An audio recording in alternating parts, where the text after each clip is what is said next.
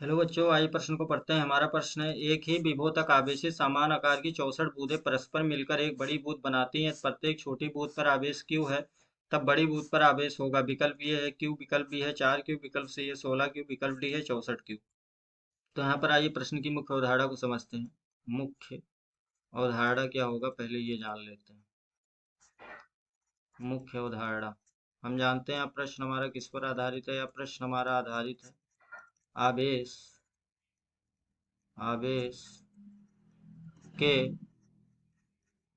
संरक्षण के संरक्षण के नियम, आवेश के संरक्षण के नियम पर आधारित है। तो आइए जानते हैं आवेश के संरक्षण का नियम क्या होता है। आवेश के संरक्षण का नियम ये होता है कि ना तो हम आवेश को पैदा कर सकते हैं और ना ही नष्ट कर सकते हैं। मतलब ये किसी भी निकाय का जो कुल आवेश होता है वो नियत होता है। मान लीजिए ये हमारा एक गोला है और ये एक दूसरा गोला है। अभी माना मैंने कि ये इसका केंद्र है और इस गोले पर आवेश Q1 है, इस गोले पर आवेश क्या है, Q2।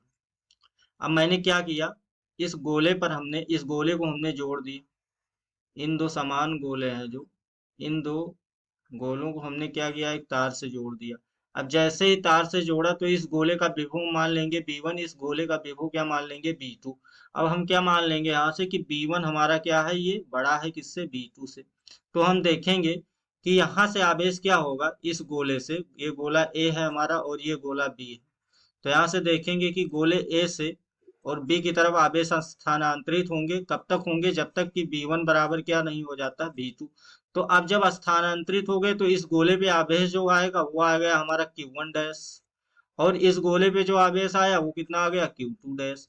तो यहाँ से अगर हम आवेश के संरक्षण के नियम के अनुसार देखेंगे तो जो आवेश होता है वो तो ना नष्ट किया जा सकता है, ना ही पैदा किया जा सकता है। तो दूसरी स्थिति में क्या होगा हमारा, Q1 डैश धन Q2 डैश, ये बराबर हो जाएगा किसके, प्रथम स्थिति में जितना आवेश है उसके कुल योगफल के बराबर होता है। तो ये होता है ऊर्जा के संरक्षण का, ऊर्जा नहीं, आवेश के संरक्षण का नियम। चलिए प्रश्न की ओर बढ़ते हैं। यहाँ पे प्रश्न में दिया गया है कि एक ही विभुतक आवेशी समान आकार की 64 बूंदें परस्पर मिलकर एक बड़ी बूंद बनाती हैं। तो यहाँ पे जब वो बड़ी बूंद बनाएंगी तो मतलब उसका पूछा है बड़ी बूंद पर आवेश कितना होगा। तो यहाँ से लिख सकते हैं हम कि जो बड़ी बूंद पर आवेश होगा, बड़ी बूंद बूंद पर आवेश क्यू डैश, इसको हम क्या मान लेंगे, क्यू डैश, वो किसके बराबर होगा, वो हो जाएगा 64 64 छोटी बूंदों बूंदों 64 छोटी बूंदों के आवेशों आवेशों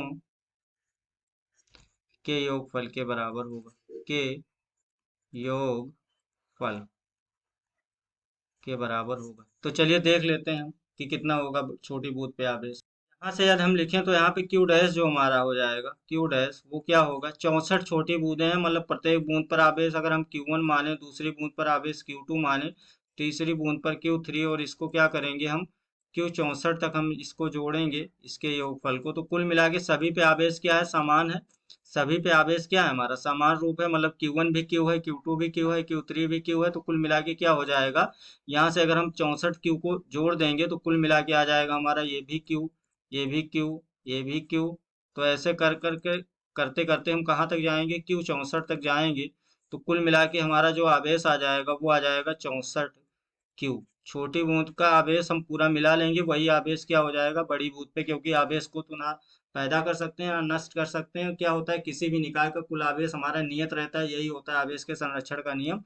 मैं आशा करता हूँ इस प्रश्न का उत्तर आपको समझ में आया होगा। धन्यवाद।